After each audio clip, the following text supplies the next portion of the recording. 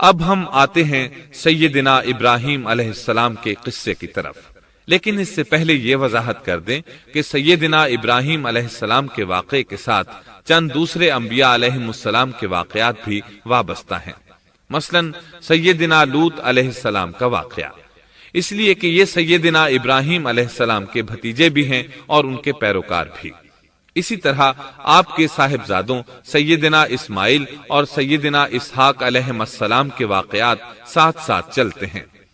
اس کی وجہ یہ ہے کہ سیدنا اسماعیل علیہ السلام کی ولادت کے وقت ابراہیم علیہ السلام کی عمر 87 سال تھی، اور سیدنا اسحاق علیہ السلام کی پیدائش کے وقت سیدنا ابراہیم علیہ السلام کی عمر 100 سال تھی، جبکہ سیدنا ابراہیم علیہ السلام کی کل عمر 175 سال ہوئی، اس لیے ان کے واقعات ساتھ ساتھ چلتے ہیں۔ ابراہیم علیہ السلام کا قصہ سناتے ہوئے ان حضرات کا ذکر ساتھ ساتھ ضرور آئے گا، تو آئیے شروع کرتے ہیں قصہ ابراہیم علیہ السلام کا۔ صالح علیہ السلام کے بعد اللہ تعالیٰ نے سیدنا ابراہیم علیہ السلام کو مبعوث فرمایا۔ ابراہیم علیہ السلام جد الانبیاء ہیں، عظیم المرتبت اور اولو العزم پیغمبر ہیں۔ آپ کے والد کا نام طارق تھا، جبکہ اس کا لقب آزر تھا۔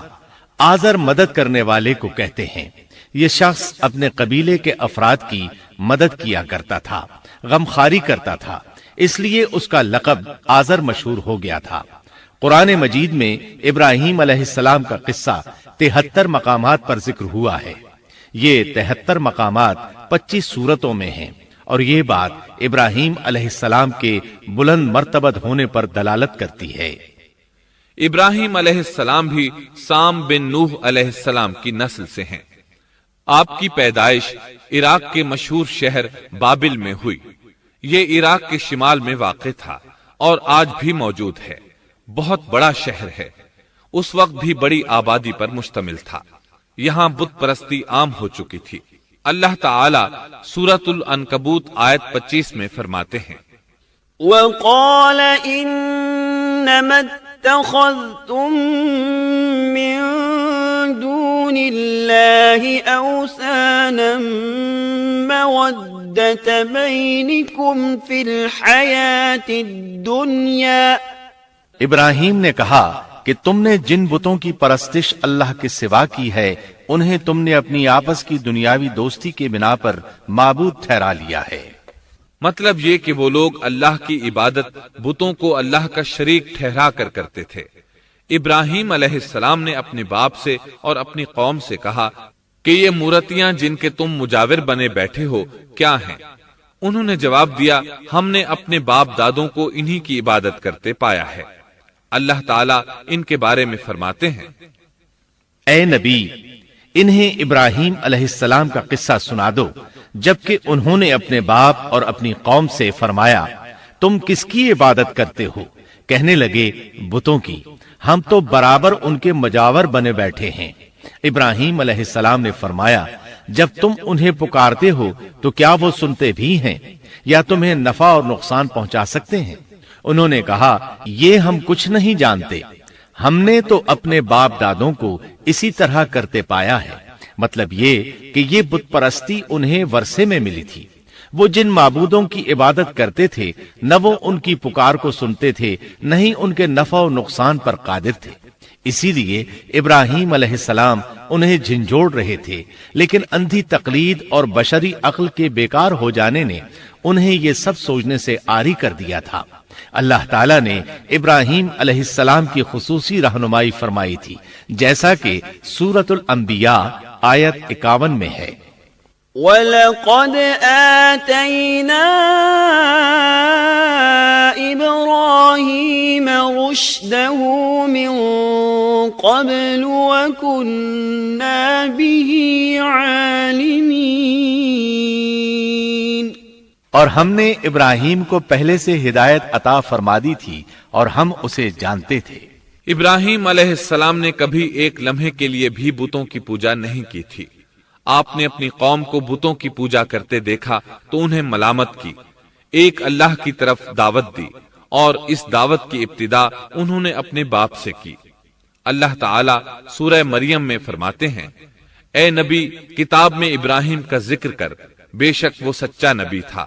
جب اس نے اپنے باپ سے کہا، اے میرے باپ، بے شک مجھے وہ علم عطا ہوا ہے جو تمہیں حاصل نہیں، اس لیے میری اطاعت کریں، میں آپ کو سیدھا راستہ دکھاؤں گا۔ اے میرے باپ، شیطان کی عبادت نہ کریں، بے شک شیطان اللہ کا نافرمان ہے۔ ان بتوں کی عبادت گویا شیطان کی عبادت ہے، اس لیے آپ نے ان معبودوں کو شیطان سے تعبیر کیا۔ فرمایا، اے میرے باپ، بے شک مجھے خوف ہے کہ تم پر اللہ کا عذاب آئے، پھر تم شیطان کے ساتھی ہو جاؤ۔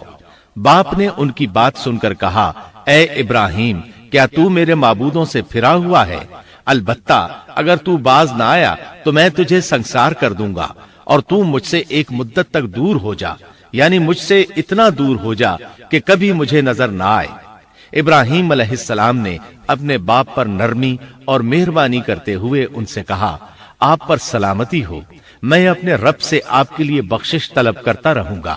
لیکن جب بعد میں ان پر واضح ہو گیا کہ وہ تو اللہ کا دشمن ہے تو ابراہیم علیہ السلام اس سے بے تعلق ہو گئے۔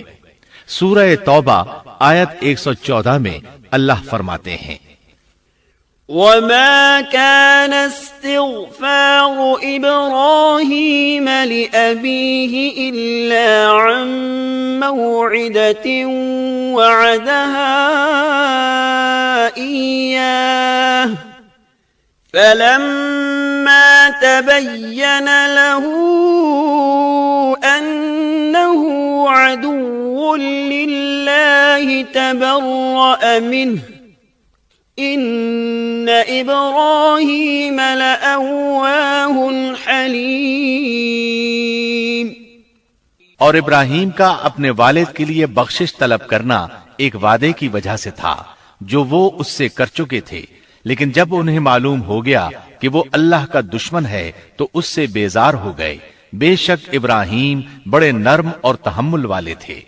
کسی ایماندار کے لیے جائز نہیں کہ وہ کسی کافر کے لیے دعائے مغفرت کرے، بلکہ مومن پر حرام ہے کہ وہ کسی کافر یا عیسائی وغیرہ کے لیے مغفرت طلب کرے یا اس سے یہ کہے کہ اللہ تجھ پر رحم کرے۔ ابراہیم علیہ السلام کے والد نے انہیں دھمکی دی تھی کہ اگر تم اس دعوت سے باز نہ آئے تو میں تمہیں سنسار کر دوں گا۔ اس کے جواب میں ابراہیم علیہ السلام اپنے والد کے ساتھ انتہائی شفقت سے پیش آئے اور اس سے کہنے لگے، میں آپ کے لیے اپنے رب سے استغفار کرتا رہوں گا، اس لیے کہ آپ اپنے والد پر بے حد مہربان تھے۔ اسی لیے اللہ تعالیٰ بھی ابراہیم علیہ السلام پر بے حد مہربان تھے، اور آپ کا لقب خلیل الرحمن رکھ دیا گیا۔ خلت محبت کا وہ انتہائی درجہ ہے جس کے ساتھ دل محبت سے بھر جاتا ہے، یعنی وہ بہت سے لوگوں سے بڑھ کر اللہ تعالیٰ کو محبوب تھے۔ والد کے سخت جواب کے بعد ابراہیم علیہ السلام نے ان سے علیحدگی اختیار کر لی اور انہیں مخاطب کر کے فرمایا، میں تمہیں چھوڑتا ہوں اور جنہیں تم اللہ کے سوا پکارتے ہو ان کو بھی چھوڑتا ہوں، میں اپنے رب کو پکاروں گا، مجھے امید ہے میں اپنے رب کو پکار کر محروم نہیں رہوں گا۔ آپ اللہ کے پیارے اور پسندیدہ نبی تھے۔ جب آپ نے اپنی قوم کو توحید کی دعوت دی اس وقت آپ نوجوان تھے، آپ کی عمر 16 سال تھی۔ ساتھ میں آپ اس بات پر غور و فکر بھی کرتے کہ آخر یہ لوگ بتوں کی پوجا کیوں کرتے ہیں۔ آپ کا دل ان کے شرک پر بہت کوڑتا۔ آخر آپ نے مصمم ارادہ کر لیا کہ اس شر اور فساد کی جڑ کو کاٹ کر رہیں گے، یعنی ان بتوں کو توڑ کر رہیں گے۔ آپ اپنی قوم کو بتوں کو توڑ دینے کی دھمکی دیتے رہے۔ اس دھمکی کا ذکر اللہ تعالیٰ نے سورۃ الانبیاء آیت 57 میں کیا ہے، وَتَاللَّهِ لَأَكِيدَنَّ أَصْنَامَكُمْ بَعْدَ أَن تُوَلُّوا مُدْبِرِينَ۔ اور اللہ کی قسم میں تمہارے بتوں کا علاج کروں گا جب تم پیٹھ پھیر کر جا چکے ہوگے۔ یہ بات ابراہیم علیہ السلام نے پوشیدہ نہیں اعلانیہ کہی تھی۔ آخر انتظار کا وقت ختم ہوا، عید کا دن آ پہنچا۔ عید کے دن وہ لوگ صبح سویرے گھر سے نکلنے سے پہلے کھانا پکا کر اپنے معبودوں کے سامنے رکھتے تھے، پھر شہر سے باہر ایک میدان میں جمع ہوتے۔ वहां खेलते कूदते खुशियां मनाते, नाज से चलते फिरते और खाना खाते। शाम को घरों की तरफ आते, सुबह बुतों के पास जो खाना रख गए थे उसको उठाते और तबर्रुक समझकर खा जाते। अपने मामूल के मुताबिक उन्होंने ईद की तैयारी कर ली, लेकिन इब्राहिम अलैहिस्सलाम तैयार न हुए, इसलिए कि वो तो उनके साथ जाने का इरादा ही नहीं रखते थे। वो लोग जाने से पहले इब्राहिम अलैहिस्सलाम के पास आए और कहने लगे, क्या आप हमारे साथ नहीं जाएंगे? सैयदना इब्राहिम अलैहिस्सलाम ने आसमान की तरफ निगाह की और फरमाया, मैं बीमार हूं। ये तमाम वाकया सूरतुल अंबिया आयात 51-58 में बयान हुआ है। यकीनन हमने इब्राहिम को पहले से हिदायत फरमा दी थी और हम उसे जानते थे, जबकि उसने अपने बाप से और अपनी कौम से कहा कि ये मूर्तियां जिनके तुम मुजावर बने बैठे हो क्या हैं? सब ने कहा, हमने अपने बाप दादों को इन्हीं की इबादत करते पाया है। आपने फरमाया, फिर तो तुम और तुम्हारे बाप दादा सभी यकीनन खुली गुमराही में मुब्तला रहे। कहने लगे, क्या आप सचमुच हमारे पास हक लाए हैं या यूं ही मजाक कर रहे हैं? आपने फरमाया, नहीं नहीं, दर हकीकत तुम सबका परवरदिगार तो वो है जो आसमान और जमीन का मालिक है, जिसने इन्हें पैदा किया है। मैं तो ऐसी बात का गवाह और कायल हूं, और अल्लाह की कसम, मैं तुम्हारे इन माबूदों का इलाज तुम्हारी गैर मौजूदगी में करूंगा। बस उसने उन सब के टुकड़े कर दिए, अलबत्ता सिर्फ बड़े बुत को छोड़ दिया। ये इसलिए किया कि वो सब उसकी तरफ लौटे।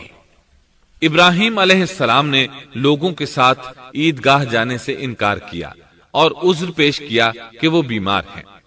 वो लोग आपको छोड़कर चले गए।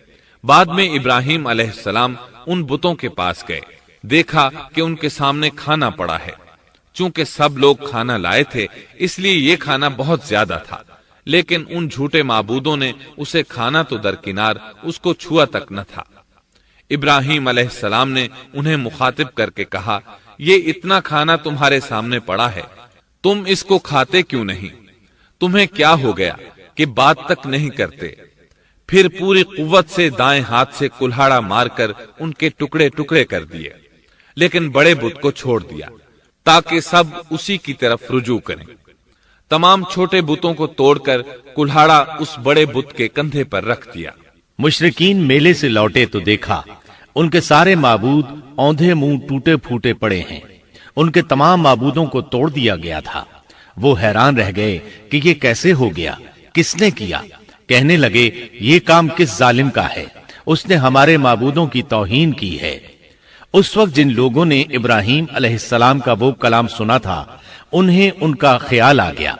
कहने लगे, वो नौजवान जिसका नाम इब्राहिम है, उसे हमने अपने बुतों की मुजम्मत करते सुना है। अल्लाह की कुदरत कि इब्राहिम अलैहिस्सलाम का जो मकसद था वो खुद ब खुद पूरा हो रहा था। कौम के लोग मशवरा कर रहे थे कि सबको जमा करो और उसे बुलाओ, फिर उसे सजा दो। चुनाचे तमाम अहले बातिल छोटे बड़े जमा हो गए।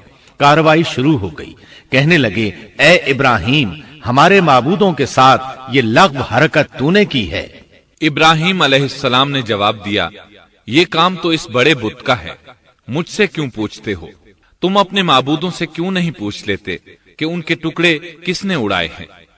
इब्राहिम अलैहिस्सलाम का जवाब सुनकर वो सब सोच में पड़ गए। फिर कहने लगे, हमने बड़ी गलती की, अपने माबूदों के पास किसी को हिफाजत के लिए नहीं छोड़ा। इस कदर वाज़ेह बात महसूस करके भी वो जालिम ईमान न लाए, बल्कि शैतान ने उनके दिलों में वसवसा डाला और उन्होंने गौर व फिक्र करके कहा, ए इब्राहिम, क्या तुम्हें इल्म नहीं, ये तो बेजुबान हैं, ये बोल नहीं सकते। अब इब्राहिम अलैहिस्सलाम ने फरमाया, तब फिर तुम अल्लाह के सिवा उस चीज की इबादत करते हो जो तुम्हें कुछ भी नफा न दे सके और न नुकसान पहुंचा सके। ताज्जुब है तुम पर और उन पर भी जिन्हें तुम अल्लाह के सिवा पुकारते हो। क्या तुम में बिल्कुल अक्ल नहीं? इस तरह इब्राहिम अलैहिस्सलाम ने उन पर हकीकत खूब अच्छी तरह वाज़े कर दी। उनसे फरमाया, तुम उनकी पूजा करते हो जिनको तुम खुद तराशते हो, यानी उनका हाल तो ये है कि तुमने उनको खुद अपने हाथों से तराशा और उनकी इबादत करने लगे, जबकि तुम्हें और तुम्हारी बनाई हुई चीजों को अल्लाह ही ने पैदा किया है। ابراہیم علیہ السلام نے ایک کلہاڑے کی مدد سے ان سب بتوں کو تہس نہس کر دیا تھا۔ یہ اس بات کی واضح ترین نشانی تھی کہ یہ بالکل بے بس ہیں، لیکن اس واضح نشانی کے باوجود وہ اپنے کفر ہی پر ڈٹے رہے اور لگے ابراہیم علیہ السلام کو دھمکیاں دینے۔ قالوا ابنوا له بنيانا فألقوه في الجحيم، کہنے لگے اس کے لیے ایک آتش کدہ بناؤ اور اسے اس دہکتی آگ میں ڈال دو۔ پھر ان لوگوں نے ایک چٹیل میدان کا انتخاب کیا جہاں مٹی نام کی کوئی چیز نہیں تھی۔ اس میدان کو پتھروں کی باڑ کے ساتھ گھیر دیا گیا۔ پھر سب لوگوں کو حکم دیا گیا کہ وہ لکڑیاں جمع کر کے اس گھیری ہوئی جگہ میں رکھیں۔ چنانچہ سب لوگ لکڑیاں جمع کر کے وہاں لانے لگے، یہاں تک کہ عورتوں اور بچوں نے بھی اس کام میں بڑھ چڑھ کر حصہ لیا۔ میدان میں اتنی لکڑیاں جمع ہو گئیں کہ زمین نظر نہیں آتی تھی۔ یہ لکڑیاں زمین پر ایک اونچی دیوار محسوس ہوتی تھیں۔ پھر ان لکڑیوں کو آگ لگائی گئی۔ جب آگ کے شعلے آسمان سے باتیں کرنے لگے تو انہوں نے ابراہیم علیہ السلام کو آگ میں ڈالنے کے لیے ایک جھولا تیار کیا۔ اس میں سیدنا ابراہیم علیہ السلام کو رکھا گیا۔ اس وقت آپ نے یہ دعا پڑھی، حسبنا اللہ ونعم الوکیل، ہمیں اللہ کافی ہے اور وہی بہترین کارساز ہے۔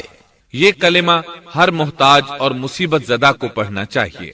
بخاری میں ہے، رسول اللہ صلی اللہ علیہ وسلم نے فرمایا، حسبنا اللہ و نعم الوکیل ابراہیم علیہ السلام نے اس وقت فرمایا تھا جب انہیں آگ میں پھینکا جانے لگا تھا۔ مطلب یہ کہ ہم اللہ ہی پر بھروسہ کرتے ہیں، اس کے سوا ہمارا کسی پر بھروسہ نہیں۔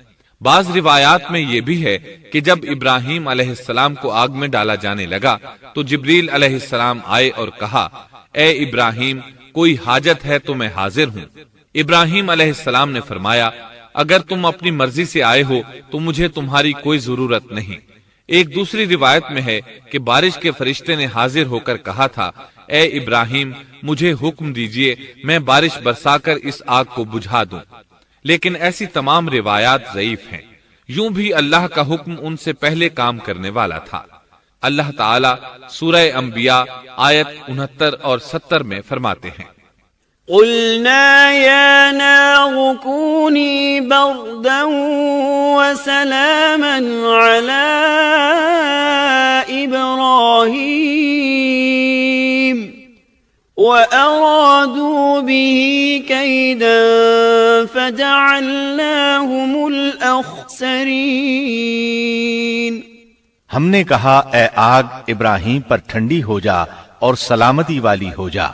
گو انہوں نے ابراہیم کا برا چاہا لیکن ہم نے انہیں ہی نقصان پانے والا کر دیا۔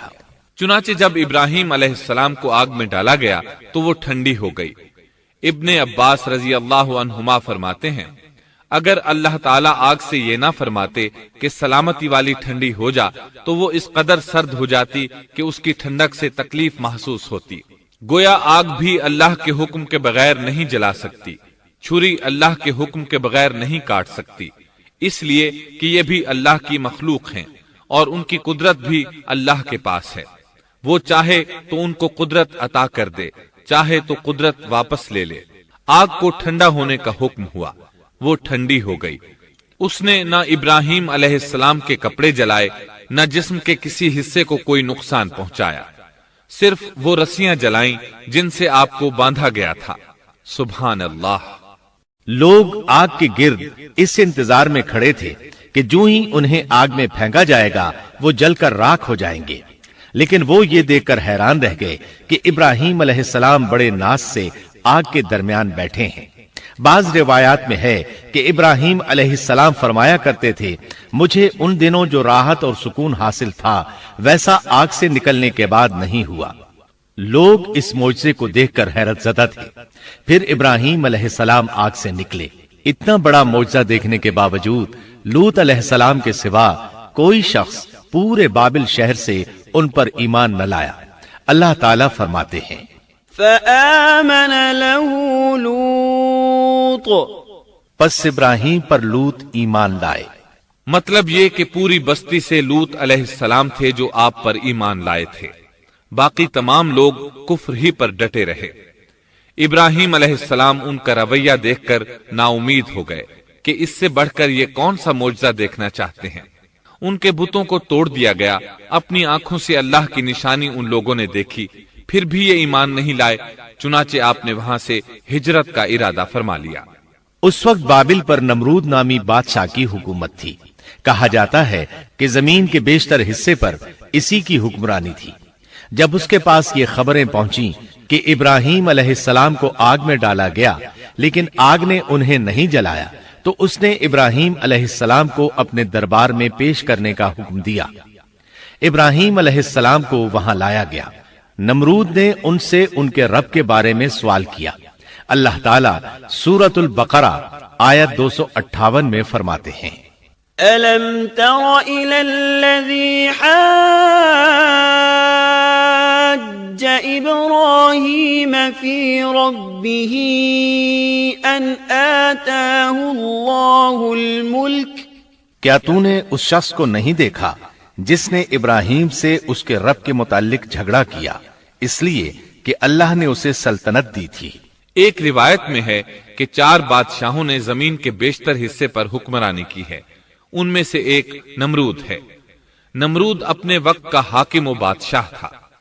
ابراہیم علیہ السلام سے جب اس کی اللہ تعالیٰ کے بارے میں بات چیت ہوئی تو ابراہیم علیہ السلام نے کہا، میرا رب وہ ہے جو زندہ کرتا ہے اور مارتا ہے۔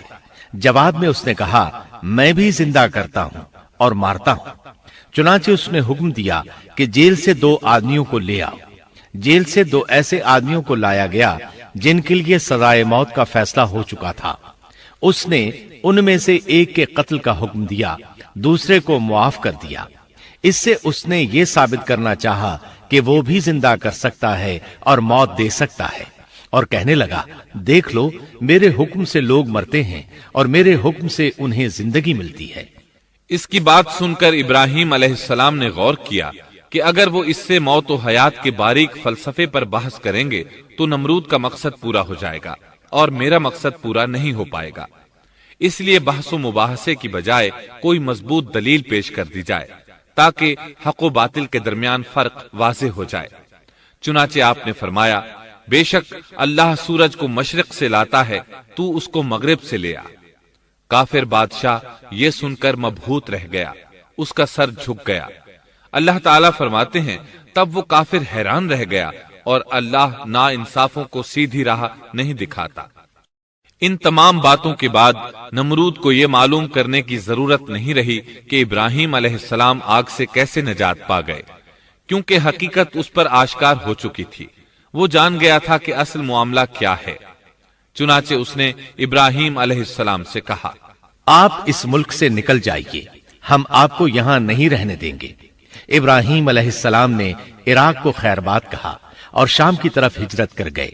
یہاں آ کر وہ حران نامی بستی میں مقیم ہوئے۔ اسی جگہ آپ نے اپنے چچا ہاران کی بیٹی سیدہ سارہ علیہ السلام سے شادی کی۔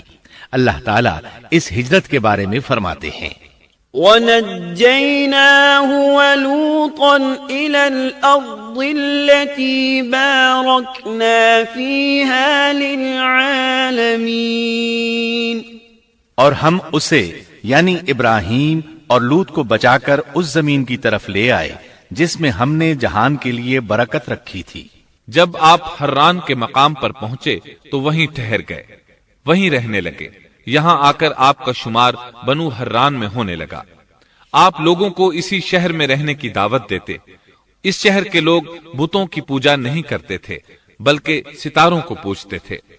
ابراہیم علیہ السلام نے جب ان کی یہ حالت دیکھی تو ارادہ کر لیا کہ ان لوگوں کو بتائیں گے کہ ستاروں کی عبادت کرنا باطل ہے۔ یہ لوگ چونکہ نجوم پرست تھے اس لیے ان کی عبادت کا وقت رات کو ہوتا تھا، اور یہ لوگ رات کے وقت عبادت کرتے تھے کیونکہ ان کے معبود یعنی ستارے رات ہی کو طلوع ہوتے ہیں۔ چنانچہ ابراہیم علیہ السلام انہیں یہ دکھانے کے لیے کہ ان چیزوں کی عبادت باطل ہے ایک دن ان کے ساتھ نکلے۔ اللہ نے آسمان کے دروازے کھول دیے تو ابراہیم علیہ السلام نے چاند، ستاروں، سیاروں اور آسمان و زمین کی سلطنت کو دیکھا۔ اللہ تعالیٰ نے ابراہیم علیہ السلام سے تمام پردے ختم کر دیے جو عام طور پر لوگوں کی آنکھوں پر ہوتے ہیں، اور انہوں نے وہ کچھ دیکھا جسے آج کی رصد گاہیں بھی نہیں دیکھ سکتی۔ اللہ تعالی سورۃ الانعام آیت 75 میں فرماتے ہیں، وَكَذَلِكَ نُرِي إِبْرَاهِيمَ مَلَكُوتَ السَّمَاوَاتِ وَالْأَرْضِ وَلِيَكُونَ مِنَ الْمُوقِنِينَ۔ اور اسی طرح ہم نے ابراہیم کو آسمان اور زمین کی سلطنت کا مشاہدہ کرا دیا تاکہ وہ یقین کرنے والوں میں سے ہو جائے۔ بعض مفسرین نے لکھا ہے کہ یہ سب کچھ اللہ تعالیٰ نے ابراہیم علیہ السلام کو اس لیے دکھایا تھا کہ وہ ستاروں کی پرستش کرتے تھے، پھر اللہ تعالیٰ نے اپنی عبادت کی طرف ان کی رہنمائی فرمائی۔ جن مفسرین نے یہ بات لکھی وہ غلطی پر ہیں، کیونکہ ایک جلیل القدر رسول کے متعلق ایسا گمان کرنا کبیرہ گناہ ہے۔ آسمان اور زمین کی سلطنت اور دیگر معجزات دکھانے کے بعد اللہ تعالیٰ فرماتے ہیں، آسمان اور زمین کی پیدائش یقیناً انسان کی پیدائش سے بہت بڑا کام ہے۔ اللہ تعالیٰ ایک دوسرے مقام پر فرماتے ہیں، آسمان اور زمین میں بہت سی نشانیاں ہیں جن سے یہ منہ موڑ کر گزر جاتے ہیں۔ ابراہیم علیہ السلام حران شہر کے ستارہ پرستوں کو لے کر ایک رات نکلے۔ اچانک ایک ستارہ طلوع ہوا، اس کی چمک دمک بہت تھی، شکل صورت کے لحاظ سے بھی بہت خوبصورت تھا۔ اس وقت ابراہیم علیہ السلام نے بطور مذاق کہا، یہ میرا رب ہے۔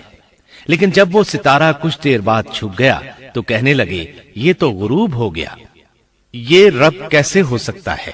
جو چھپ جائے وہ رب نہیں ہو سکتا، پس میں تو غروب ہونے والوں کو پسند نہیں کرتا۔ اگلے روز وہ پھر ان لوگوں کو ساتھ لے کر نکلے تو چاند کو دیکھا۔ یہ شکل صورت میں ستاروں سے کہیں زیادہ خوبصورت تھا، روشن تھا، لیکن یہ بھی غروب ہو گیا۔ تو ابراہیم کہنے لگے، اگر مجھے میرے رب نے ہدایت نہ کی تو میں گمراہ لوگوں میں شامل ہو جاؤں گا۔ اے اللہ، تو کہاں ہے؟ اپنی طرف میری رہنمائی کر۔ ان باتوں سے ابراہیم علیہ السلام ان لوگوں کو غور و فکر کی دعوت دے رہے تھے تاکہ وہ غور کریں، آخر رب چھپ کیسے سکتا ہے؟ اگر چاند رب ہے اور دن کے وقت کسی کو اپنے معبود کی حاجت ہوگی تو وہ کیا کرے گا؟ لہذا چاند کسی صورت رب نہیں ہو سکتا۔ پھر جب دن چڑھا اور سورج طلوع ہوا تو کہنے لگے، یہ میرا رب ہے، یہ تو سب سے بڑا ہے۔ پھر لوگوں کو مخاطب کر کے کہنے لگے، تم رات کو چھوٹے چھوٹے ستاروں کی پوجا کرتے ہو، کیوں نہ تم اتنے بڑے ایک ہی رب کی پوجا کر لو۔ لیکن جب وہ بھی غروب ہو گیا تو کہنے لگے، یقیناً میں تمہارے شرک سے بیزار ہوں، یہ معبود کیسے ہو سکتے ہیں؟ ان میں تو تبدیلی آتی رہتی ہے، کبھی طلوع ہوتے ہیں کبھی غروب ہوتے ہیں۔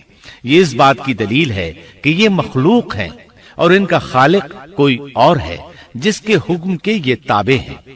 جب یہ خود مخلوق ہیں اور کسی اور کے تابع ہیں تو کسی کو نفع نقصان پہنچانے پر کس طرح قادر ہو سکتے ہیں؟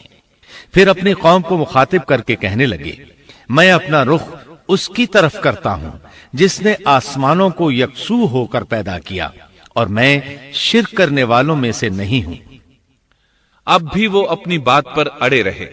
تب آپ نے فرمایا، تم مجھ سے اللہ کے بارے میں جھگڑ رہے ہو، مجھے تو اللہ راہ دکھا چکا ہے اور اس نے مجھے دلیل عطا فرمائی ہے۔ میں یقیناً جانتا ہوں کہ تمہارے تمام معبود بے بس اور بے طاقت ہیں۔ جاؤ، تم سے اور تمہارے ان معبودوں سے جو ہو سکے کر لو، میرے رب کی مرضی کے بغیر کچھ بھی نہیں ہو سکتا۔ میرے رب نے ہر چیز کے علم کو اپنے گھیرے میں لے رکھا ہے، کیا پھر بھی تم نصیحت حاصل نہیں کرو گے؟ اور میں تمہارے معبودوں سے خوف کیوں کھاؤں؟ تم اللہ سے نہیں ڈرتے؟ ان کو اللہ کا شریک ٹھہرا رہے ہو، اللہ نے اس کی کوئی دلیل نازل نہیں کی۔ اگر تم میں صحیح علم ہے تو تم ہی بتلا دو کہ ہم دونوں جماعتوں میں سے امن کا زیادہ حقدار کون ہے؟ امن انہی کے لیے ہے جو ایمان لانے کے بعد دین کو شرک سے خلط ملط نہیں کرتے۔ حقیقت میں ہدایت یافتہ وہی لوگ ہیں۔ یہی ہمارے وہ دلائل تھے جو ہم نے ابراہیم علیہ السلام کو ان کی قوم کے مقابلے میں عطا کیے تھے، اور ہم جسے چاہیں مرتبے میں بڑھا دیں۔ بے شک تیرا رب بڑی حکمت والا ہے۔ ان لوگوں نے پھر بھی کفر ہی کیا، کوئی بھی ایمان نہ لایا۔ चुनाचे इब्राहिम अलैहिस्सलाम ने एक बार फिर हिजरत की और मिस्र जा पहुंचे। मिस्र के बादशाह को खबर मिली कि एक शख्स हिजरत करके आया है और उसके साथ एक औरत है, वो बहुत ज्यादा हसीन और जमील है। चुनाचे उस जालिम ने अपने कारिंदों को भेजा कि उस औरत को मेरे पास ले आओ, साथ ही उससे पूछना कि तुम्हारे साथ जो आदमी है वो कौन है, अगर वो उसका खावंद हो तो उसे कत्ल कर देना। उधर बादशाह ने अपने कारिंदों को हुक्म दिया, इधर अल्लाह ने इब्राहिम अलैहिस्सलाम की तरफ वही भेज दी। उन्होंने सारा अलैहिस्सलाम से कहा, अगर वो तुझसे मेरे बारे में पूछें तो बता देना तुम मेरी बहन हो। फिर सारा से बोले, ए सारा, रूए जमीन पर मेरे और तेरे सिवा कोई मोमिन नहीं, यानी ये काफिरों की सरजमीन है, यहाँ कोई मोमिन नहीं, इस लिहाज से तुम मेरी दीनी बहन हो। फिर बादशाह ने इब्राहिम अलैहिस्सलाम को पेश करने का हुक्म दिया। उसने आपसे पूछा, ये औरत कौन है? आपने फरमाया, ये मेरी बहन है। इस तरह इब्राहिम अलैहिस्सलाम की जिंदगी में 3 मौके ऐसे आए कि उन्होंने अल्लाह के दीन की हिमायत और मुदाफात के लिए तौरिया किया। तौरिया का मतलब यह है कि वाकया कुछ और हो, लेकिन कोई शख्स किसी खास मसलहत की वजह से उसे 2 मानी वाले अल्फाज के साथ इस अंदाज में बयान करे कि सुनने वाला उस वाकया को न समझ सके, बल्कि उसका जहन खिलाफ वाकया चीज की तरफ मुंतकिल हो जाए। शरीयत ने बाज मखसूस हालात में इसकी इजाजत दी है। वो 3 मौके जहां इब्राहिम अलैहिस्सलाम ने तौरिया फरमाया, उनकी वजाहत कुछ इस तरह है। एक ये कि आपने मेले पर न जाने की गरज से उन लोगों से कहा था कि मैं बीमार हूं। दूसरे मौके पर यह फरमाया था, ये काम इस बड़े सरदार बुत का है। तीसरे, सारा अलैहिस्सलाम को दीनी बहन करार दिया। उस जालिम बादशाह ने सारा अलैहिस्सलाम को अपनी तहवील में ले लिया। जब सारा अलैहिस्सलाम को मालूम हुआ कि वो एक बदकार शख्स है, तो उन्होंने अल्लाह ताला से दुआ की, ए अल्लाह, तुझे मालूम है मैं तुझ पर और तेरे नबी पर ईमान लाई हूँ और अपने जिस्म को अपने खावंद के सिवा हर एक से महफूज रखा है, लिहाजा आप इस काफिर को मुझ पर मुसल्लत न कीजिएगा। चुनाचे उस काफिर बादशाह ने जब सैयदा सारा को पकड़ने के लिए अपना हाथ बढ़ाया तो उसका हाथ शल हो गया और अपनी जगह पर जम गया। वो लगा चीख पुकार करने। उसमें इतनी ताकत न रही कि अपने हाथ को हरकत दे सके। उसकी आवाज सुनकर उसके मुहाफिज भागे हुए आए। उन्होंने उसके हाथ को छुड़ाना चाहा, लेकिन छुड़ा न सके।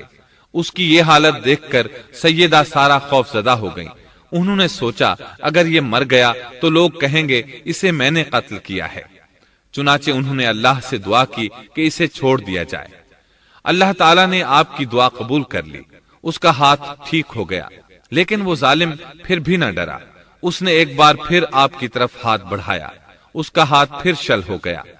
सैयदा सारा ने फिर दुआ की, वो दोबारा ठीक हो गया। वो फिर भी बाज न आया। तीसरी बार फिर उसने उनकी तरफ हाथ बढ़ाया, इस बार भी उसका हाथ शल हो गया। अब वो सैयदा सारा अलैहिस्सलाम से कहने लगा, अब की बार अगर तू मुझे इस मुसीबत से नजात दिलाएगी तो मैं तुझे छोड़ दूंगा और कभी तेरे आड़े नहीं आऊंगा। चुनांचे सैयदा सारा अलैहिस्सलाम ने अल्लाह ताला से दुआ की, वो ठीक हो गया। तब उसने अपने कारिंदों को आवाज दी और उनसे बोला, तुम मेरे पास किसी इंसान को नहीं बल्कि सरकश जिन को लाए हो। फिर उसने उन्हें रिहा कर दिया, इज्जत व इकराम से रुखसत किया और उनकी खिदमत के लिए अपनी बेटी हाजरा को साथ कर दिया। सारा अलैहिस्सलाम वापस लौटी तो देखा कि इब्राहिम अलैहिस्सलाम नमाज पढ़ रहे हैं। नमाज के बाद उन्होंने पूछा, सारा, उसने तुम्हारे साथ क्या सलूक किया? सैयदा सारा अलैहिस्सलाम ने सारा वाकया सुना दिया। सुनकर आपने फरमाया, अल्हम्दुलिल्लाह। फिर बोले, अब हम यहाँ नहीं रहेंगे बल्कि वापस जाएंगे। चुनाचे आप एक बार फिर फिलिस्तीन में आ गए, वहीं अपनी जिंदगी बसर करने लगे। अब हम आगे बढ़ते हैं। जब आप फिलिस्तीन में मुस्तकिल तौर पर रिहाइश पजीर हुए तो लूत अलैहिस्सलाम भी आपके साथ थे। लूत अलैहिस्सलाम आपके भतीजे थे। उनके वालिद का नाम हारान था। ये बचपन ही से सैयदना इब्राहिम अलैहिस्सलाम के जेर साया रहे। उन्हीं के यहां परवरिश पाई, इसलिए दीन हक फौरन कबूल कर लिया। جب سیدنا ابراہیم علیہ السلام نے عراق سے شام کی طرف ہجرت کی تو یہ آپ کے ساتھ تھے، وہاں سے حران گئے تب بھی ساتھ تھے، پھر مصر کی طرف ہجرت کی تو بھی لوط علیہ السلام ان کے ساتھ تھے۔ آخرکار جب آپ نے مصر کو بھی خیر بات کہا اور فلسطین آ گئے تب بھی یہ ساتھ تھے۔ اب ابراہیم علیہ السلام نے لوط علیہ السلام کو حکم دیا کہ وہ بستی سدوم کی طرف چلے جائیں، اس لیے کہ اس بستی کے لوگ کفر کی انتہائی گہرائی میں جا چکے ہیں، انہیں کفر و شرک سے نکالنے کے لیے وہاں جائیں، انہیں اللہ کے احکام سنائیں، اللہ کی طرف دعوت دیں۔ چنانچہ لوط علیہ السلام تو اس طرف روانہ ہو گئے اور ادھر فلسطین میں صرف 3 مسلمان رہ گئے، ابراہیم علیہ السلام، ان کی زوجہ محترمہ سیدہ سارہ اور سیدہ ہاجرہ علیہم السلام وہیں رہائش پذیر رہے اور لوگوں کو مسلسل اللہ کی طرف دعوت دیتے رہے، یہاں یہ بے شمار مال و دولت کے بھی مالک بن گئے۔ جب ان کی عمر 85 یا 86 سال ہوئی تو سارہ علیہ السلام نے سوچا، میں بانجھ ہوں، میرے خاوند بوڑھے ہیں لیکن اولاد کی تمنا ہے، تو کیوں نہ میں اپنی لونڈی ہاجرہ ہدیے اور تحفے کے طور پر ابراہیم علیہ السلام کو دے دوں۔ چنانچہ ہاجرہ ابراہیم علیہ السلام کو مل گئیں، انہوں نے ان سے شادی کر لی۔ اللہ رب العزت نے جلد ہی ان کے بطن سے آپ کو اسماعیل علیہ السلام عطا فرمائے۔ ہاجرہ علیہ السلام کے ماں بننے پر اور ان کی اولاد کو دیکھ کر سیدہ سارہ علیہ السلام کو فطری طور پر غیرت کا احساس ہوا۔ اللہ کی قدرت دیکھیے، خود ہی انہیں ہاجرہ کو تحفے میں دیا تاکہ اولاد حاصل ہو، اور جب وہ ماں بن گئیں تو اب غیرت محسوس کر رہی ہیں۔ اپنی اس کیفیت سے مجبور ہو کر سیدہ سارہ نے ابراہیم علیہ السلام سے کہا، آپ مجھے اس کے ساتھ ایک جگہ پر نہ رکھیں۔ مورخین اور سیرت نگار لکھتے ہیں کہ ہاجرہ علیہ السلام ایک نطاق پہنا کرتی تھی، یعنی وہ جسم کے درمیان ایک لمبا کپڑا لٹکا لیتی تھیں تاکہ وہ کپڑا گھسٹ گھسٹ کر قدموں کے نشانات مٹا دے اور سارہ کو نظر نہ آئے، کیونکہ سارہ غیرت کی حد کو پہنچ چکی تھی۔ ابراہیم علیہ السلام نے جب سارہ علیہ السلام کے اندر غیرت کے آثار دیکھے تو ہاجرہ کو ان کی نگاہوں سے دور کر دیا۔ ادھر اللہ کا حکم بھی نازل ہو گیا کہ اپنی بیوی ہاجرہ اور دودھ پیتے بچے اسماعیل کو ساتھ لے لیں اور مکہ کی طرف رخ کر لیں۔ ابراہیم علیہ السلام مکہ کی طرف روانہ ہوئے، یہاں تک کہ مکہ پہنچ گئے۔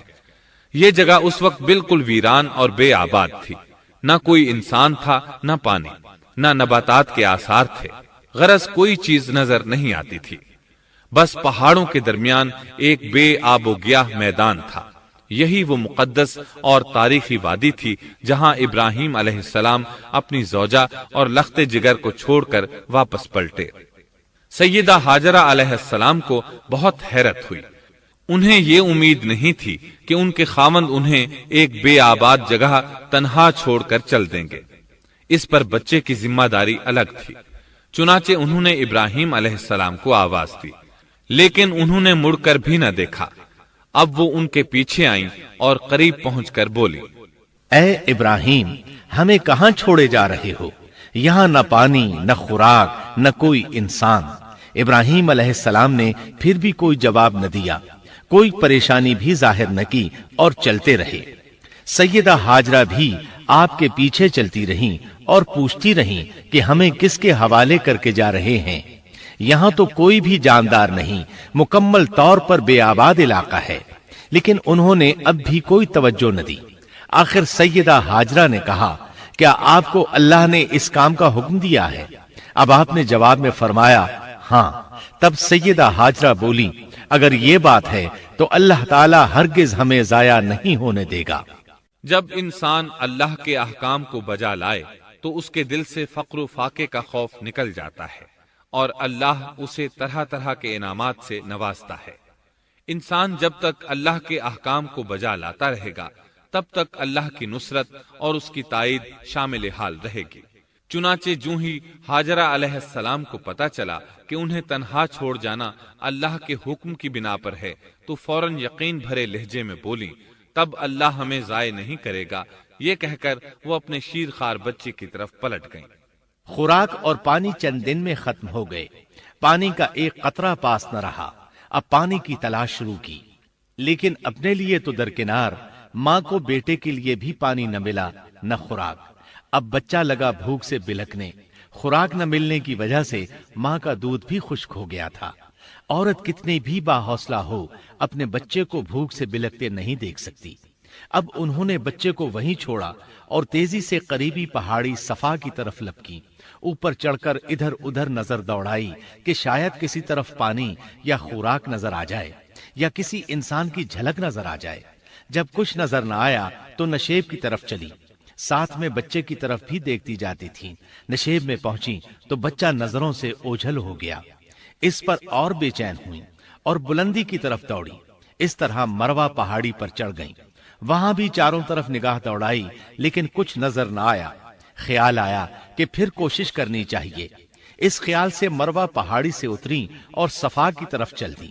درمیان میں نشیب کی وجہ سے بچہ نظر نہ آیا تو دوڑنے لگی۔ اس طرح پھر صفا پر چڑھ گئیں۔ اللہ اکبر!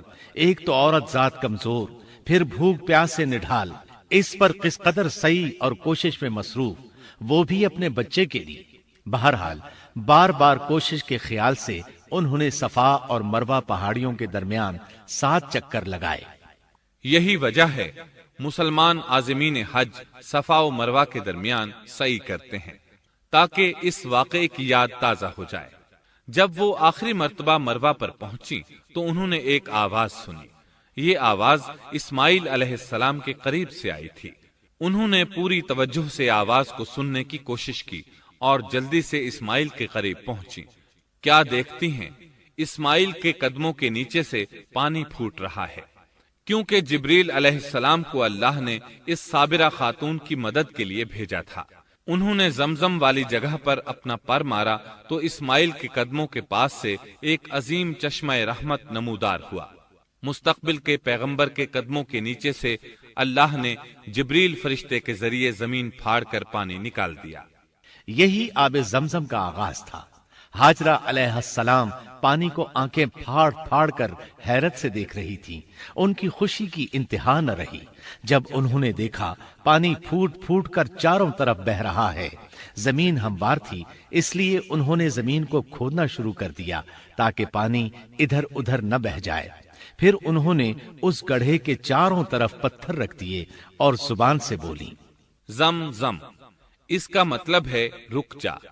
نبی اکرم صلی اللہ علیہ وسلم کا فرمان ہے، رحم اللہ ام اسماعیل لولا انها عجلت لكانت زمزم عینا معینا۔ اللہ اسماعیل کی والدہ پر رحم فرمائے، اگر وہ جلد بازی سے کام نہ لیتی تو زمزم ایک بہنے والا چشمہ ہوتا۔ لیکن انہوں نے اس کے گرد بند باندھ دیا۔ انہیں دراصل اس وقت پانی کی شدید ضرورت تھی، اس لیے انہوں نے پانی کو اپنے پاس جمع کر لیا تاکہ بہہ کر ضائع نہ ہو جائے۔ انہوں نے اسماعیل کو پانی پلایا، خود بھی خوب پیا، اور یہ اللہ تعالی کی طرف سے ان کی مہمان نوازی تھی۔ وہاں کوئی اور انسان نہیں تھا، نہ کھانے کی کوئی چیز تھی، بس یہی آب زمزم ان کے لیے کھانے اور پینے کا کام دے رہا تھا۔ اب چونکہ زمزم ایک چشمہ بن گیا تھا، اس لیے پرندے بھی آنے لگے۔ انہی دنوں عرب کے قبیلوں میں سے ایک قبیلہ بنو جرہم یمن کو خیر باد کہہ کر اس طرف آ رہا تھا۔ یمن میں ایک بہت بڑا ڈیم تھا۔ پہاڑوں کے درمیان انہوں نے پانی کو روک کر ایک بہت بڑا بند قائم کر رکھا تھا۔ اس سے پورا سال آسانی سے کھیتی باڑی کرتے تھے۔ اس ڈیم کی بدولت ان کا آب پاشی کا نظام بہت اچھا تھا۔ جب اس ڈیم کو اللہ تعالیٰ نے توڑا تو تمام لوگ وہاں سے منتشر ہو گئے اور جزیرہ عرب کے اطراف میں منتقل ہونے لگے۔ وہیں سے ہجرت کرنے والا ایک قبیلہ بنو جرہم تھا۔ یہ لوگ بنیادی طور پر عرب تھے۔ یہ قبیلہ سفر میں رہتا، جہاں کہیں پانی اور چراگاہ نظر آتے وہیں پڑاؤ ڈال دیتے۔ جب وہاں خوراک ختم ہو جاتی تو آگے سفر شروع کر دیتے۔ چونکہ وہ بہت بڑے تاجر تھے، اس بنا پر ان راستوں سے خوب واقف تھے۔ انہیں چشموں کا خوب علم تھا۔ ملک شام کی طرف بھی ان کی آمد و رفت تھی۔ یہ قبیلہ بنو جرہم مکہ کے قریب پہنچا تو فضا میں پرندوں کو منڈلاتے پایا۔ کہنے لگے، ان پرندوں کی موجودگی میں ضرور کوئی راز ہے۔ اب انہوں نے اپنے کچھ آدمی اس طرف بھیجے۔ یہ لوگ جلد ہی چشمے تک پہنچ گئے۔ انہوں نے وہاں ایک عورت اور اس کے بچے کو پایا۔ پھر وہ لوگ ان کے پاس آئے، وہاں پڑاؤ ڈالنے کی اجازت مانگی۔ سیدہ ہاجرہ نے فرمایا، ٹھیک ہے، لیکن شرط یہ ہے کہ تمہیں اجرت ادا کرنا ہوگی۔ ان کے لیے یہ سستا سودا تھا۔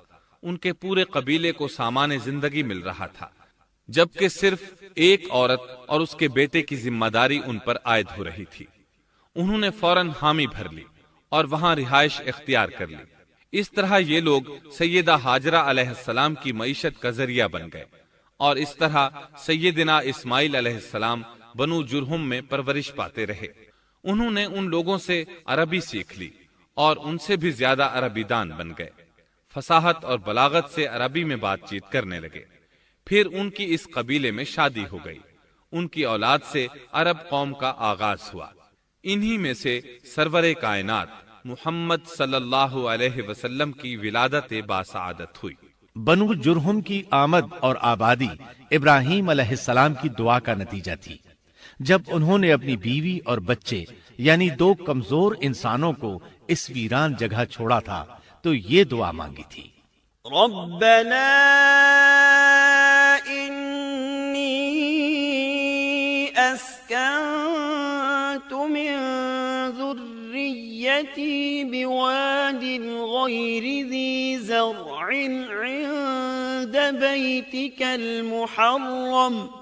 اے ہمارے پروردگار، میں نے اپنی کچھ اولاد اس بے آباد جنگل میں تیرے حرمت والے گھر کے پاس بسائی ہے۔ یہاں یہ سوال پیدا ہوتا ہے کہ کیا اس وقت بیت اللہ کی تعمیر ہو چکی تھی؟ درست بات یہ ہے کہ اس وقت خانہ کعبہ کی تعمیر نہیں ہوئی تھی۔ پھر سوال پیدا ہوتا ہے کہ کیا ابراہیم علیہ السلام کے زمانے سے پہلے اس کی تعمیر ہو چکی تھی یا صرف جگہ ہی معروف تھی؟ اس بارے میں دو طرح کی روایات ہیں۔ بعض میں آتا ہے کہ صرف اس کی جگہ معروف تھی، اور بعض میں ہے کہ ابراہیم علیہ السلام سے پہلے شیس علیہ السلام نے اس کو تعمیر کیا تھا، اور وہ گردش ایام کے ساتھ ساتھ منہدم ہو کر ختم ہو گیا۔ لیکن بہرحال اس کی جگہ معلوم تھی اور وہی پہلا گھر تھا، جیسا کہ اللہ نے خبر دی ہے۔ ان اول بیت وضع للناس للذی ببکۃ مبارکا وہدی للعالمین۔ اللہ تعالیٰ نے پہلا گھر جو لوگوں کے لیے مقرر کیا تھا وہی ہے جو مکہ میں ہے، اور وہ پوری دنیا کے لیے برکت اور ہدایت والا ہے۔ ابراہیم علیہ السلام نے اللہ تعالی سے یہ دعا مانگی تھی، ربنا انی اسکنت من ذریتی بواد غیر ذی زرع عند بیتک المحرم ربنا ليقيموا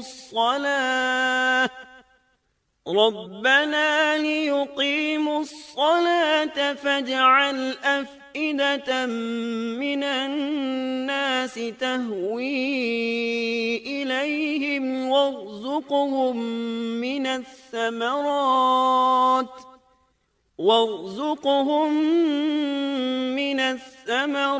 لعلهم يشكرون۔ اے ہمارے پروردگار، میں نے اپنی کچھ اولاد اس بے کھیتی کے جنگل میں تیرے حرمت والے گھر کے پاس بسائی ہے۔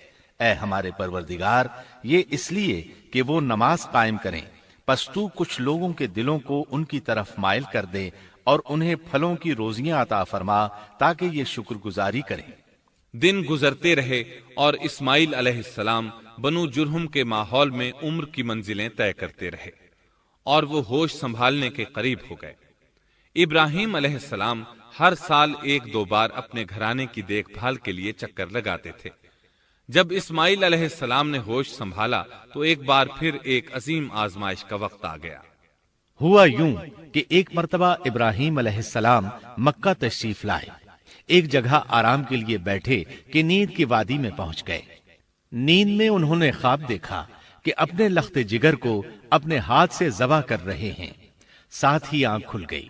ابراہیم علیہ السلام جانتے تھے کہ انبیاء کرام کے خواب حقیقت ہوتے ہیں، اللہ کی طرف سے وحی ہوتے ہیں، اور شیطان کسی صورت ان کے خواب میں نہیں آ سکتا۔ لہٰذا انہوں نے اس خواب کے مطابق عمل کرنے کا پختہ ارادہ کر لیا، کسی قسم کی پریشانی کا شکار نہ ہوئے۔ اللہ رب العزت نے اس عظیم اور تعجب خیز واقعے کا قرآن مجید میں ذکر کرتے ہوئے فرمایا، وقال إني ذاهب إلى ربي سيهدين رب هب لي من الصالحين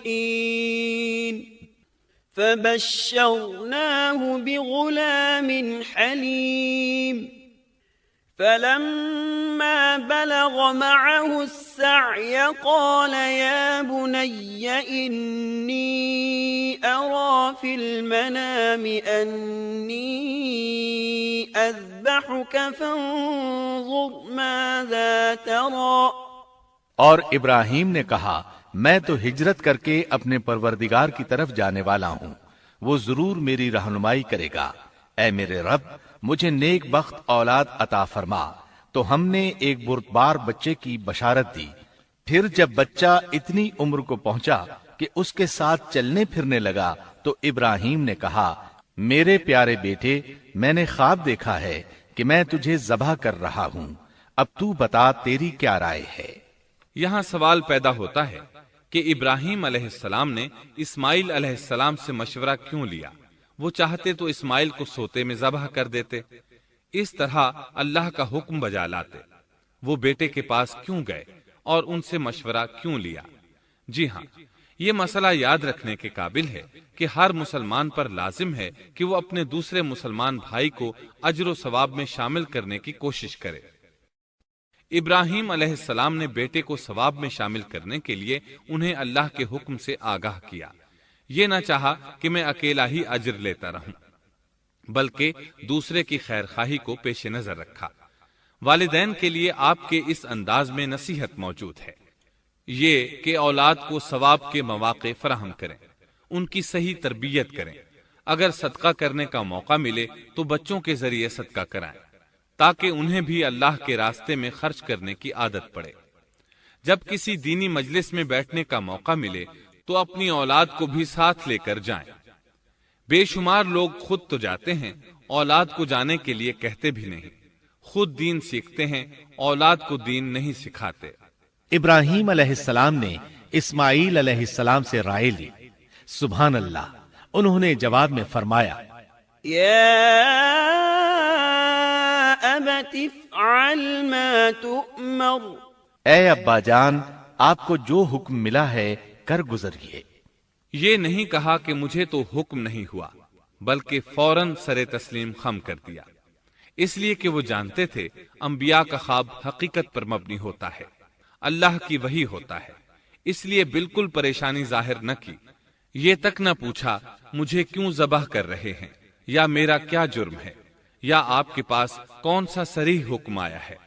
انہوں نے ایسی کوئی بات نہ کہی۔ اللہ کی فرما برداری اسی کو کہتے ہیں۔ چنانچہ اپنے باپ سے کہا، يا أبت افعل ما تؤمر ستجدني إن شاء الله من الصابرين۔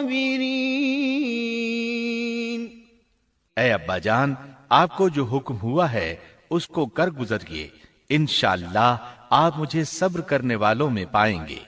علماء کرام فرماتے ہیں اس جملے سے ان کا انتہائی ادب اور احترام شامل ہے، اور اس میں زبردست توکل موجود ہے۔ یہ نہیں کہا کہ آپ مجھے صبر کرنے والوں میں سے پائیں گے، بلکہ آپ نے اللہ کی مشیت کو جملے میں شامل کیا اور فرمایا انشاءاللہ آپ مجھے صبر کرنے والوں میں سے پائیں گے۔ لہٰذا مسلمانوں کو دھوکے میں نہیں پڑنا چاہیے۔ یہ نہ کہے میں سفر کروں گا، میں فلاں کام کروں گا، میں فلاں کام کے کرنے کی طاقت رکھتا ہوں، بلکہ یوں کہے اللہ نے چاہا تو میں سفر کروں گا، اللہ نے چاہا تو فلاں کام کروں گا۔ اپنے علم اور طاقت کے دھوکے میں پڑنا سراسر نادانی ہے۔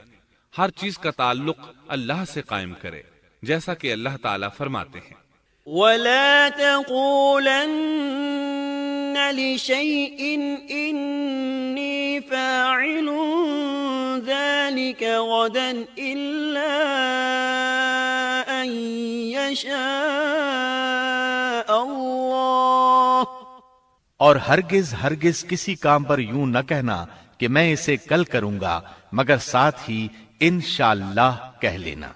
اپنی زبان کو اللہ کے ذکر سے سجا کر رکھو اور ہمیشہ اپنے معاملات کو اللہ کی طرف لوٹاؤ۔ بہرحال باپ بیٹا دونوں ہی مصمم ارادے کے ساتھ اللہ کا حکم پورا کرنے کے لیے پیش ہو گئے۔ اسماعیل علیہ السلام نے اپنے والد محترم سیدنا ابراہیم علیہ السلام سے کہا، جب آپ مجھے ذبح کرنے لگیں تو میری پیشانی کو زمین پر رکھ دیجیے گا تاکہ آپ کو میرا چہرہ نظر نہ آئے اور کہیں آپ کے ہاتھ رک نہ جائیں، چہرہ دیکھ کر آپ پر شفقت پدری غالب نہ آ جائے۔ اب ابراہیم علیہ السلام نے بیٹے کی پیشانی پکڑ کر زمین پر لٹا دیا جیسا کہ اللہ تعالی نے فرمایا۔ فلما أسلما وتله للجبين جب دونوں مطیع ہو گئے اور ابراہیم نے اسے پیشانی کے بل لٹا دیا، اب انہوں نے چھری پکڑی اور گردن پر چلا دی، لیکن چھری نے گردن نہ کاٹی، بالکل اسی طرح جیسے آگ نے ابراہیم کو نہیں جلایا تھا، اس لیے کہ چھری میں کاٹنے کی طاقت اور آگ میں جلانے کی صلاحیت اللہ کے حکم کے بغیر نہیں آ سکتی۔ اللہ نے دونوں سے یہ طاقتیں سلب کر لیں۔ اب ابراہیم زور لگا رہے ہیں، ادھر اسماعیل علیہ السلام کہہ رہے ہیں، ابا جان جلدی کیجئے، چھری چلائیے۔ اللہ تعالیٰ نے اس واقعے کا ذکر یوں فرمایا ہے، فلما أسلما وتله للجبين جب وہ دونوں مطیع ہو گئے اور ابراہیم نے اسے پیشانی کے بل لٹا دیا۔ اس مطیع ہونے سے مراد اللہ کے حکم کو نافذ کرنا ہے۔ اب ظاہر ہے مطیع تو وہ پہلے بھی تھے، لیکن یہاں اسلما یعنی مطیع ہونے سے مراد کامل اسلام ہے۔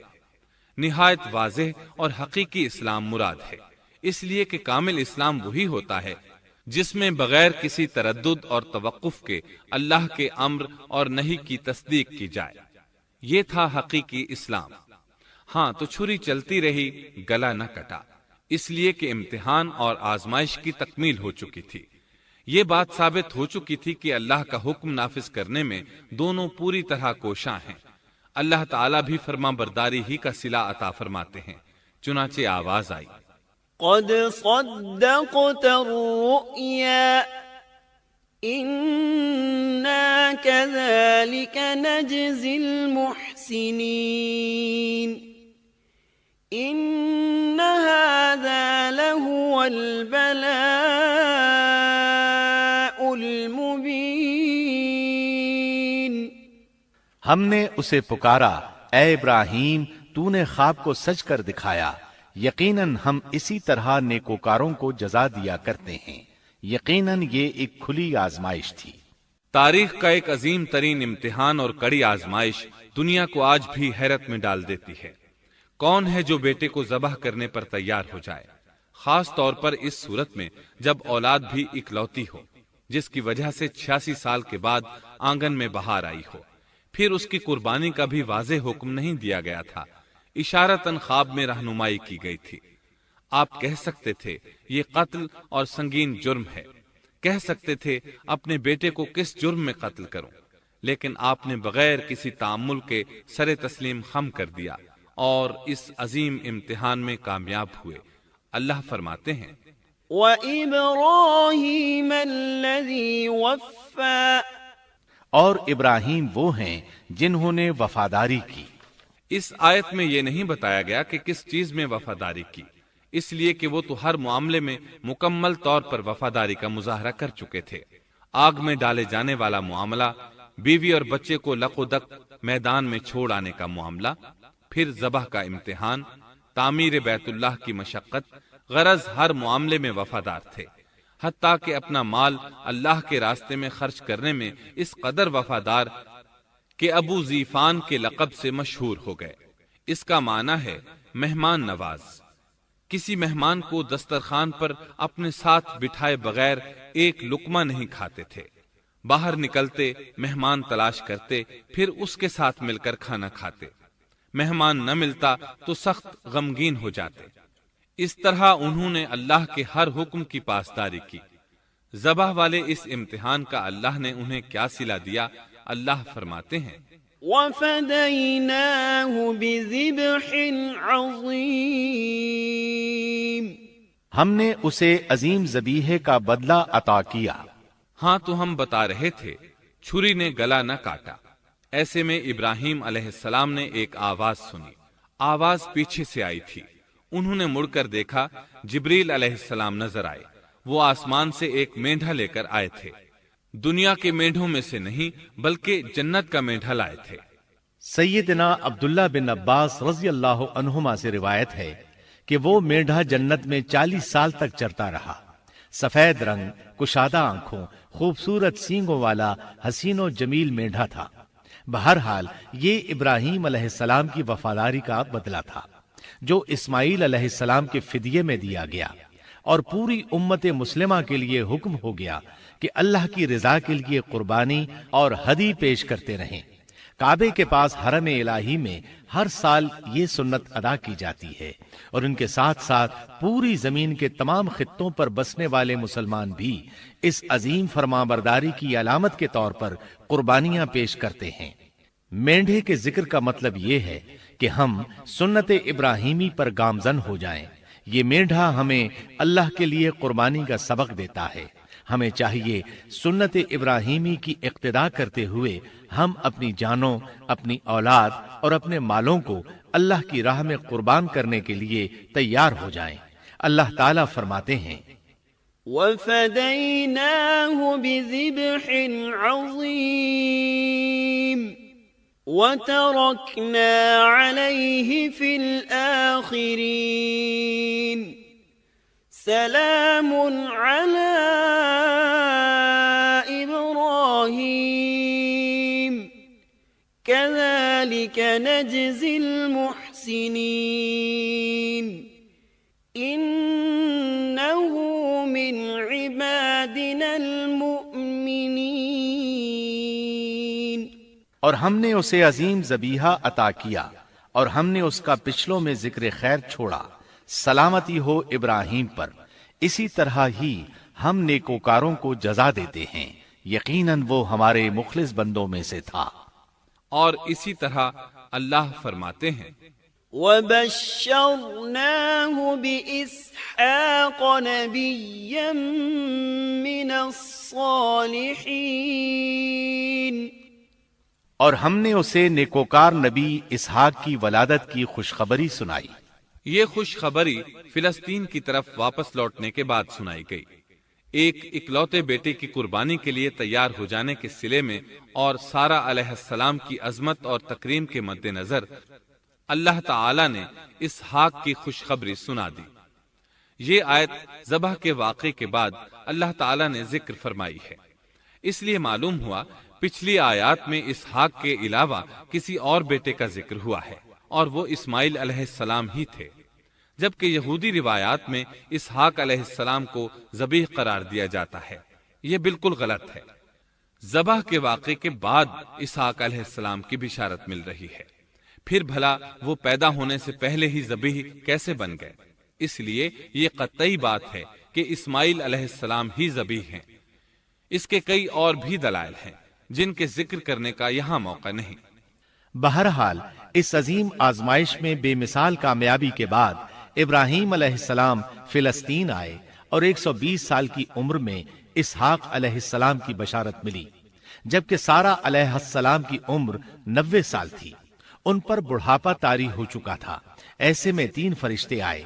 وہ تو قوم لوط کی تباہی کے لیے آئے تھے۔ راستے میں اللہ کے حکم سے ابراہیم علیہ السلام اور ان کی اہلیہ سارہ کو خوشخبری سنائی، اور اس غرض کے لیے وہ انسانی شکل میں آئے تھے۔ ابراہیم علیہ السلام تو پہلے ہی بہت مہمان نواز تھے۔ انہیں دیکھ کر بہت خوش ہوئے کہ مہمان آ گئے۔ فرشتوں نے انہیں سلام کیا۔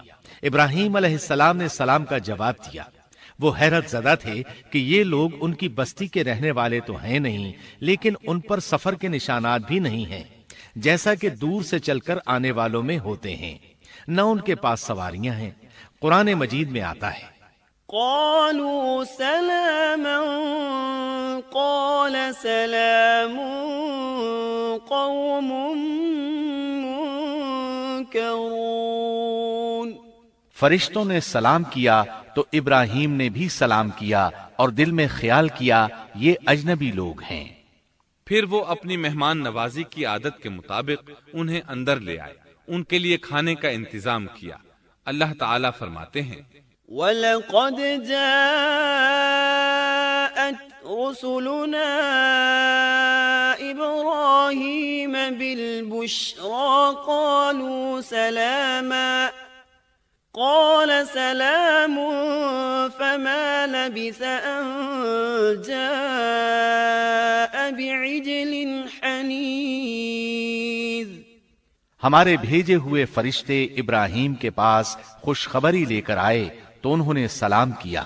ابراہیم نے سلام کا جواب دیا اور فوراً بھنا ہوا بچڑا لے آئے، اور بچڑا بھی موٹا تھا۔ ان کے سامنے کھانا پیش کیا، لیکن وہ بھلا کب کھانے کی طرف ہاتھ بڑھانے والے تھے۔ یہ دیکھ کر ابراہیم علیہ السلام نے خوف محسوس کیا کہ کہیں یہ دشمن نہ ہو۔ اس وقت فرشتوں نے کہا قالوا لا تخف إنا أرسلنا إلى قوم لوط۔ ابراہیم نہ ڈر، ہم تو قوم لوط کی طرف بھیجے گئے ہیں۔ جب انہوں نے یہ باتیں کی تو سارہ علیہ السلام پاس کھڑی تھیں۔ وہ ہنسنے لگی۔ وہ خوشخبری سے پہلے کیوں ہنس پڑی؟ علماء اس بارے میں کہتے ہیں کہ جب انہوں نے سنا یہ فرشتے لوط علیہ السلام کی بستی کو تباہ کرنے جا رہے ہیں تو ان کے خاتمے کی خبر سن کر وہ ہنستی۔ اس کے بعد فرشتوں نے یہ خوشخبری سنائی۔ فبشرناها بإسحاق ومن وراء إسحاق يعقوب۔ ہم نے اسے اسحاق کی پیدائش کی خوشخبری دی اور اسحاق کے بعد یعقوب پوتے کی بھی خوشخبری دی۔ بہت جلد ہی ہم اسحاق سے تیری ویران گود کو آباد کریں گے، اور تو اپنی زندگی میں اس کے بیٹے یعقوب کو بھی دیکھ لے گی۔ اب 3 بشارتیں جمع ہو گئیں۔ بیٹا پیدا ہوگا، لمبی عمر ملے گی یعنی بیٹا جوان ہوگا، اور پھر وہ اپنے پوتے کو بھی دیکھے گی۔ اس سے بڑھ کر کیا عزت اور تکریم ہو سکتی ہے؟ اس لیے جب نبی کریم صلی اللہ علیہ وسلم سے پوچھا گیا کریم یعنی عزت والا کون ہے، تو آپ نے فرمایا کریم بن کریم بن کریم بن کریم، یعنی یوسف بن یعقوب بن اسحاق بن ابراہیم علیہ السلام۔ مطلب یہ کہ نبی بن نبی بن نبی بن نبی۔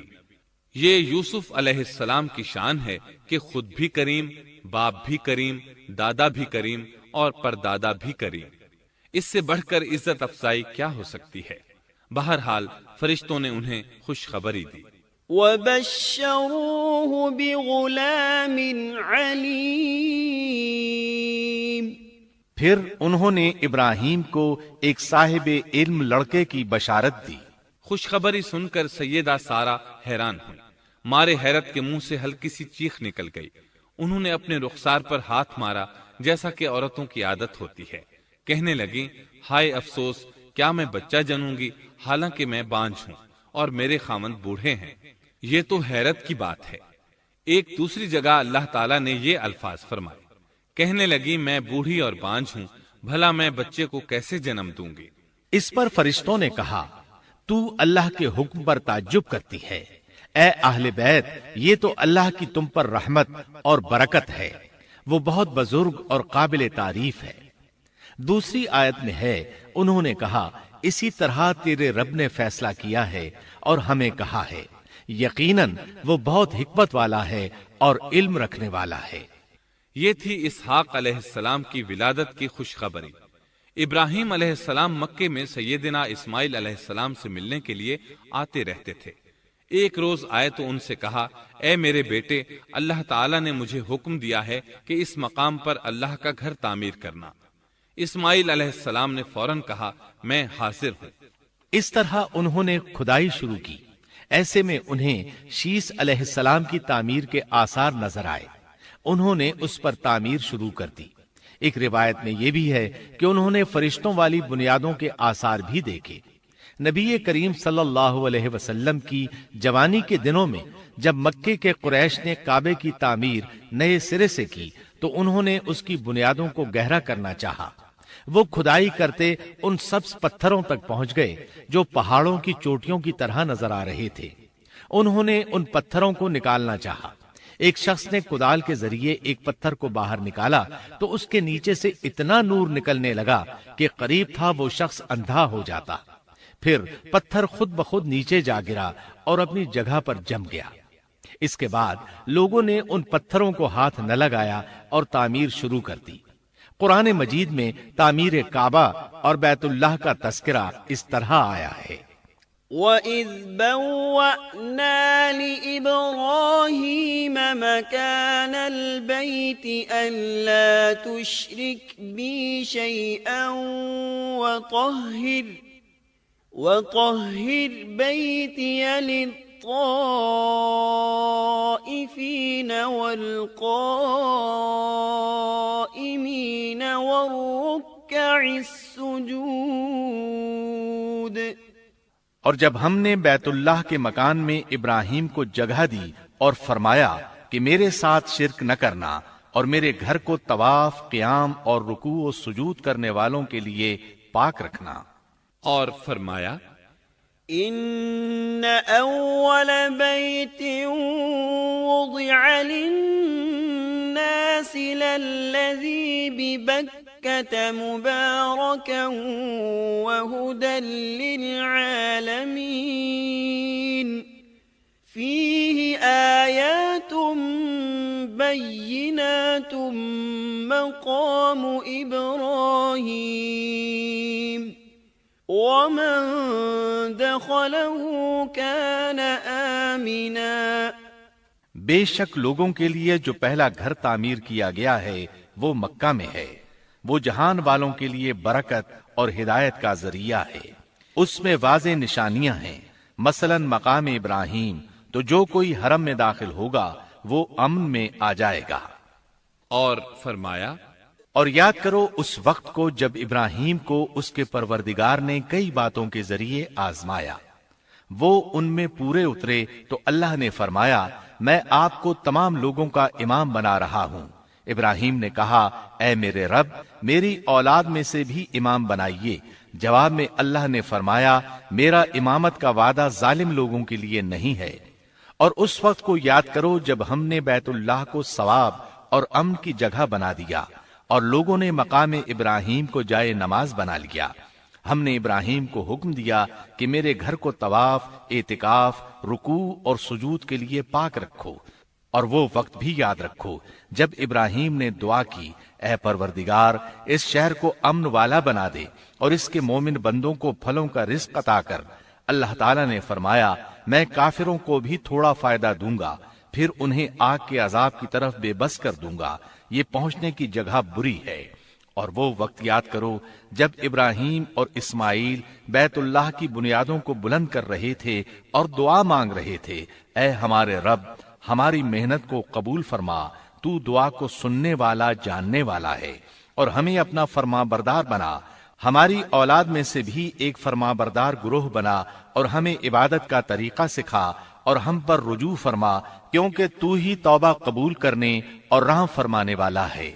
اے ہمارے رب ان لوگوں میں انہی میں سے ایک رسول بھیج جو ان پر تیری آیات کی تلاوت کرے اور انہیں کتاب و حکمت سکھائے، انہیں پاک کرے، یقیناً تو غالب حکمت والا ہے۔ تعمیر کے دوران جب ابراہیم علیہ السلام اس مقام تک پہنچے جہاں آج حجر اسود ہے تو اللہ تعالیٰ نے جنت سے ایک سفید پتھر بھیجا۔ حدیث میں ہے یہ پتھر نہایت سفید تھا، اب سیاہ ہو گیا ہے۔ انسانوں کی غلطیاں اس کے سیاہ ہونے کا سبب بنی۔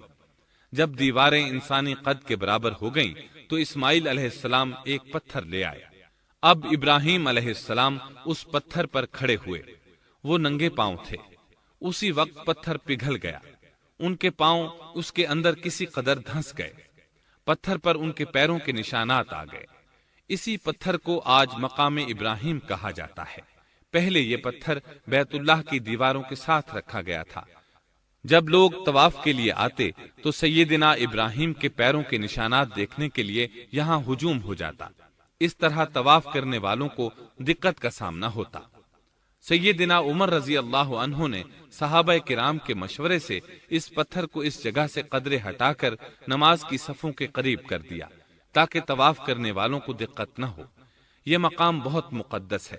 اللہ نے فرمایا ہے وَاتَّخِذُوا مِن مَّقَامِ إِبْرَاهِيمَ مُصَلًّى، تم مقام ابراہیم کو جائے نماز مقرر کر لو۔ مقام ابراہیم کے قریب اس کے پیچھے ہو کر نماز پڑھنے کا موقع مل جائے تو لازماً وہاں 2 رکعت ادا کیا کرو۔